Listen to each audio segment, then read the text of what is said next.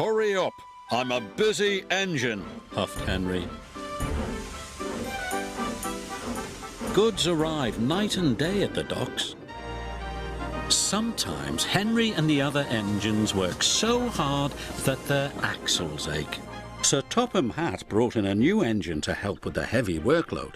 He was long and he had 10 drive wheels. He looked very strong. This is Murdoch. He's going to be pulling freight on the main line.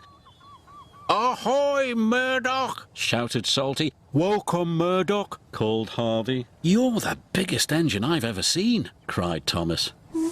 You're a chatty lot, Murdoch said quietly. Soon Murdoch was coupled to a long, long line of heavy freight cars. His boiler strained, his wheels started to turn, and the mighty engine chuffed away. Murdoch longed for some peace and quiet. But everywhere he went it was noisy and crowded. At the end of the day, Murdoch was looking forward to a good night's rest. But Salty and Harvey were full of questions. What's the longest train you've ever pulled? Have you worked Marseille? Have you ever crashed? Please, Murdoch chuffed. I want some peace and quiet, and I don't want to share a shed with chatterboxes. No need to be rude, huffed Harvey. We're only being friendly, matey. The next morning, Murdoch collected another long, heavy train.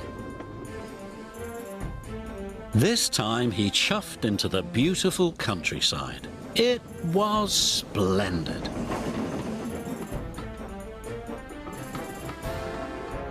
At last he had some peace and quiet.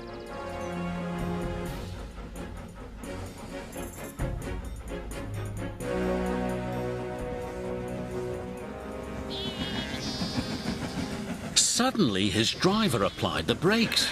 There were sheep on the tracks. The sheep escaped from that field, said the driver. Through that broken fence. They tried to chase the sheep back. First this way,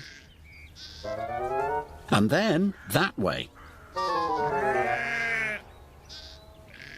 They tried everything, but nothing worked. We'll never move these sheep by ourselves, complained the fireman. I'll go and phone for help, sighed the driver. Murdoch was very unhappy. The noisy sheep were spoiling his peace and quiet.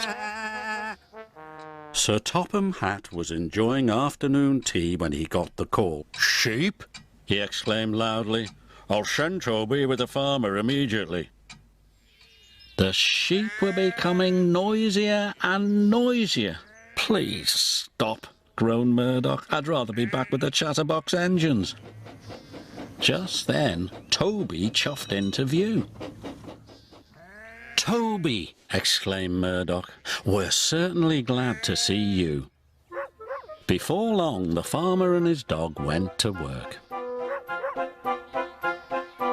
And the sheep were soon safely back in their field. And Murdoch was on his way again.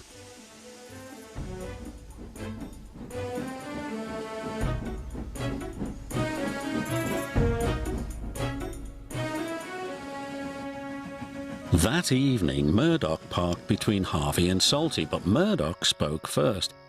I'm sorry that I was cross, he chuffed. I'm very pleased to share a shed with you. And we're pleased to have your company, said Harvey.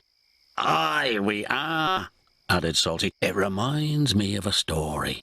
Murdoch smiled. The sound of bar, bar, bar would have kept him awake, but a Salty story would send him happily to sleep.